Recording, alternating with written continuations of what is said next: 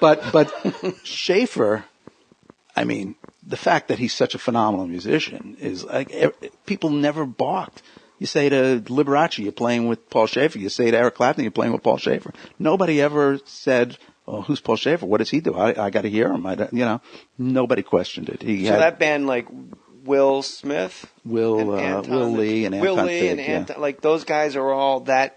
Like I'm asking you, are they just that? They're extraordinary musicians. Yeah, they're the best. They were the best New York studio musicians. They were every one of them brilliant. I guess it's got to be like if Neil Sedaka comes on, you have to play with Neil Sedaka, and then the next night Pearl Jam plays Hail Hail, you have to play with Pearl Jam. Yeah, and then Jane's Addiction comes on, and that's part of the deal. Yeah, and Sammy Davis and and that came from Carson saying you can't have a full band on. Can't have a full band. And when did that? I guess just like that was 82. When statute of limitations ran out, when Johnny. When Letterman had his own identity, by leaps and bounds, I think it kind of just got ignored. Nobody cared. How'd you meet Sinatra? So I became friendly with Jilly Rizzo. How this happens, I don't, his daughter I knew. So I used to hang out with him, and I'd always bug him, I want to meet Sinatra. When's Sinatra going to hang out with us? When am I going to see Sinatra? And he finally says, we're working at Radio City. He says, in between the opening act, I think it was Tom Dreesen was the opener.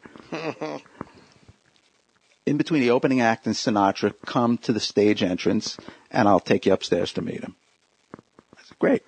I go to the stage entrance, to the right, actually it's down one aisle and stage right side of the theater. And sure enough, Jilly Rizzo pops his head and he says, come on. I was with a date. And the date said, I remember she said to Sinatra, why don't you sing anything from Cats?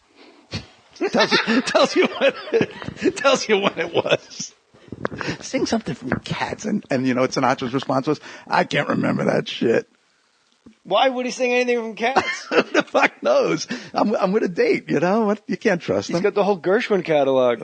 Anyway, he takes me upstairs to the dressing room. It was, I don't know, third floor or something. I'm sorry, I just have stuck in my memories. All alone in the moonlight. Meow, baby. That's great. I'm a calico. Cool. Sorry. Him singing Cats is one of the dumbest things. I hope that was some crazy... Well, he was at least wise enough to know not to. He was diplomatic about it. To your date. Certainly was. I don't remember this shit. Anyway, so I go I go upstairs to the dressing room. Jilly says, wait till it clears out. There's some people in there. Sure enough, people leave, and he says, come on in. I go in, and Sinatra's talking to me about... What year is this? Around 88. Okay. Yeah, 88, about then. Sinatra's talking to me about Letterman. He watches the show every night, blah, blah, blah. I mean, couldn't have been more gracious. His wife was there, and me and my date, and Jilly. And he says to me, so somebody knocks on the door, says, all right, ready on stage. He says to me, he goes, take a walk with me. I said, all right. We walk out of the dressing room. Valet is leading the way. He hits the side of his suit on an arrangement of flowers, and he gets like shit on the suit. Guy walks into the elevator, and the valet says, oh, Mr. Sinatra, we have to stop the elevator. You have to, he goes, what the fuck? He wipes it off his arm, right? Elevator gets to the stage level. We walk out. There's a mirror right at the lip of the stage, right on the wing there where you walk out. I walk him to the mirror, right at the edge of the fucking stage. I walk him to the mirror. He looks in the mirror, and he says to me, how do I look? I go, you're Frank Sinatra. How the fuck do you look? What do you say? Frank Sinatra said, how do I look? And ladies and gentlemen, Frank Sinatra, and, that was it. That's what a walk. Oh, it was the greatest. It's something that I relive so often. I think about it. I think in a weird way, too, he wanted to impress you because you were associated with young, cool, hip, underground Letterman. Yeah, that could have been, yeah. Like, for those listening that see Dave as like this old guy on TV, Dave was Chappelle's show before, like, it was that underground and that young and that cool. Yep, it was. And so, Bob Morton's here. Take a walk with me, kid. How do I look? It was great. It was funny. And then I met him a bunch of times after that. Hung out with him once in Atlantic City. Went to dinner with him and his whole entourage. Where did you eat when you were at Sinatra? There was a Chinese restaurant at the Sands in Atlantic City. You have to close the place, right? Yeah. Oh, yeah. Closed, bodyguards sitting, Sit down at when he had that geranium on his head. Oh yeah, he always It had was that. brutal. Always had he that. really got a free pass as far as wigs go. People give a lot of celebrities a lot of shit about their wigs, and I guess he is like a sacred cow. I used to sell wigs when I was a kid. What? I used to sell men's hair pieces. Who makes a kid sell wigs? I could fit you for a hairpiece right now. Why me? I just can. Well, I just can. I'm just saying, if you're a bald guy, get me some saran wrap and I could make a mold. Saran wrap? I could make a mold of your head. What? I certainly have a high forehead, always have, and I am thinning. What would you do? Here's the wrap. Don't you think I should get plucked Here's the wrap. instead? Here's the wrap. Here's the sales pitch for men's hair pieces was you always appeal to the women in the audience. And you would always say, ladies, don't you want to see your husband with hair? And every woman in the audience would clap, right? Why? And then you'd say to the men, how many people here want to be bald? If you had the choice what kind of having hair. Was it the bald show? Of having hair. Is it the bald comedy club that I don't know about? Of having everybody, hair. round of applause for your waitresses. Ladies, here, before I do why were you Of talking having to hair or not having hair? Why were you talking to an audience of people? What? Why was it? It was at a hotel. At like a convention? At a hotel, and it was like an activity in the afternoon selling hair pieces. Oh, okay, because you made it sound like I worked for this guy. You followed Sinatra at Radio City. Ladies and gentlemen. Who wants to be bald? Before summer wind, come rolling in across the sea. Who wants to be bald, Jilly? So we go to this Chinese restaurant at the Sands Something Hotel. from Cats, right? Baldy. Sorry. At the Sands Hotel, Chinese restaurant, I don't know, must have been 15 people, sit down at a long table. Waiters come out with like these poo-poo platters. They put them out. Everybody eats the fucking egg roll and the dumpling, whatever. At which point then Sinatra says, let's get the fuck out of here. Why? And jumps up and leaves. Like literally appetizer lands. It was a fucking poo-poo platter. There were 3 things in it. It was a little assortment of stuff. Let's get the fuck out of here. Everybody just gets up, file out. He didn't like poo-poo platters? I don't know what the fuck what it did was. He think was not. He was not happy. Oh, I thought it was just like funny. It was hilarious the way he did it. I thought he did it to be funny. No. Like, let's all close down this restaurant, and they're like, "Here, Mr. Sinatra, let's get the fuck out of here, Baldy." Yeah, I'm looking. See, it's 1987, 88. I don't know, and I'm like hoping it's the 68 Sinatra or the 65 Sinatra. I'm thinking, this Madison is great. Square Garden all Sinatra, night. We're gonna be out all night drinking. It'll be like the Rat Pack. The old lady after the fucking poo-poo platter, gone. Angie, will you grab me a Perrier, honey? Gone. I saw him at Radio City 90, and it's like when he didn't have the stamina to he did have a good voice. I'm not saying Sinatra had a good voice. Thank you, sweetie boy. But he had a good voice. I mean, for 80. Water over there too.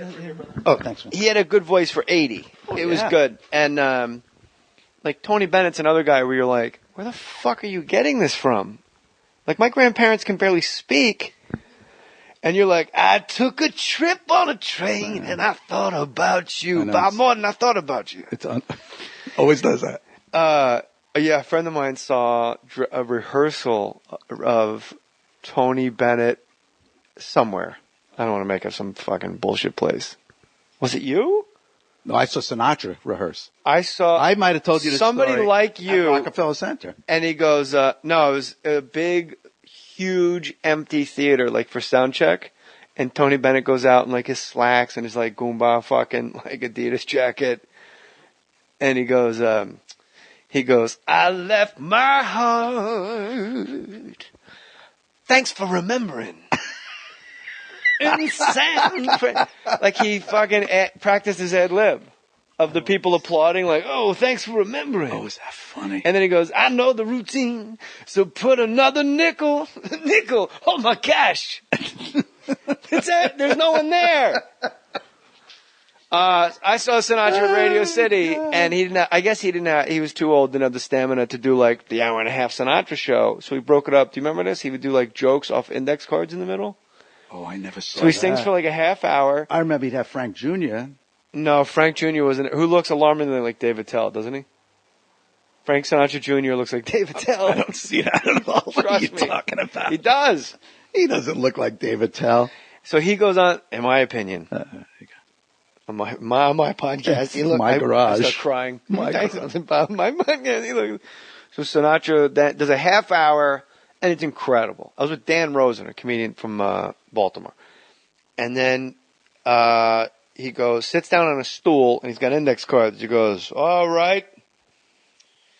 Mayor Marion Barry of Washington, D.C. has a plan to cut crime in the district by 50%. He's moving to New York. In places like, Sinatra spoke. Oh. And it was just like jokes that bad. But like, he never even looked up. He's just like, Well, did you ever see the two gay guys are in a kitchen. Have you ever seen any of the footage from when he and Liza Minnelli and Dean Martin went back on tour? And Dean Martin... Liza replaced Sammy, right? Oh, no, I'm sorry. It was Sammy, Dean... Yeah, it was Sammy, Dean, and Frank. And then somebody tapped out and Liza... Dean tapped out and Liza took her place. Fucking smartest thing Dean ever did. But the original... You see the original video of the press conference and all that, and Dean Martin is just out of it. And and I remember reading when he left the tour, he was flicking cigarettes at the audience during the show. He would smoke a fucking cigarette and then flick it at the audience. I hate you people so much. People were just getting offended. It was like, all right, maybe in 1962 that worked when you're on stage and you're running Las Vegas, but you know. You think it's just because he hated the fact that he was pulled into this tour? Oh yeah, he hated it. But supposedly they did it for him. I don't know. I know the Who toured a lot. I think twice the Who went on tour for John Entwistle. Oh, because he was broke. Hey, you know something? And they're like, well, we can do this. I'm sure it happens all the time. You know, these guys go out because... If you're Townsend, you just got to be like, I'm not fucking flying all over the globe because you spend your money on coke and hookers. Yeah. That's how he died, John Entwistle. Of course, sure. A pile of coke and 2 hookers on his knob. Talk about, hope I die before I get old. Entwistle pulled it off. Man. That's not old. He died before he got old. He died before he was in mid-blowjob and mid-coke line. John Entwistle. And those stupid whores were like, why are you getting soft? Don't you like us anymore? I think he's dead. Memories all alone. When Sinatra's wig at the end looked almost identical to Phil Hartman's wig when he played Sinatra. Oh, God. Enough of that screaming. I haven't heard noise like that since Ava Gardner. Man. He had the worst fucking hairpiece ever. And that's why I started talking about hairpieces. Because... How would you fit me? Part of the rap was a lady in the audience would raise her hand. And she'd say, I know... 16, 17. What kind of parents did you have? Go sell wigs. So some lady in the audience would raise her hand and say, you know, I could detect hairpieces. I know when a man's wearing a hairpiece. And the answer would be, well, a good hairpiece is 100% undetectable. If you're wearing a good hairpiece, you don't know that it's a hairpiece. I would mind fuck the lady and go, for example, you're wearing a hairpiece right now. And you don't even know it. And this was in You don't even know what you have on your head. This was in the Catskill Mountains, and it was all Jews. And somebody would inevitably raise their hand and say, what does it feel like? Isn't it annoying to have it on all the time? And you'd go, how many times have you gone to a wedding or to a bar mitzvah, gentlemen, and you've left the yarmulke on your head, and you walk out and you don't even realize you have it on? That's what wearing a good hairpiece. That's what we're selling. Hairy yarmulkes. We're selling hair yarmulkes. Oh, God. How would you... Now you would make a mold of the person's head? The guy that I worked for would make the molds. He would put saran wrap on your bald head. He'd then have Wait. That's all right. Saran wrap on your bald head. I would take the job just to see guys with saran wrap on their bald heads every day. Like, so I gotta get to work. So then he takes a Sharpie and he outlines. This sounds like fun, right, Manny? Then wait, I'm going to tell you. There's a good story. Does it sound like fun? I have a story to tell you about. You want to draw Sharpies on bald guys' saran wrap heads? So you outline the bald. Tonight. You outline the bald area with the Sharpie. Then you take masking tape and you put strips of masking tape over the thing. And then you could pick it up. You cut out. Yep, and that's the base. That's the base. Put down a That's how you get the real? base of the hair. That's how Maddie you took do a it. guess at it. Nice job. Good, nice. But I don't have any like. And that's that. Look, I'm not getting a hairpiece. So No, let's you get don't. that You out of don't the need way. it. You don't need it. If I would get. How old are you now? 42. Yeah, you got It'd you. be gone You're, by now, right? No, you take stuff. Huh? You take anything for it? Like Viagra? No, for your hair, not your dick. What do you take for your? Why you got hair on the top? No, of the dick? they have that. No, I don't take anything. It's American. I got American. My wife has one in her purse. I swear. Oh, I I swear want to to see God. it. Go get it.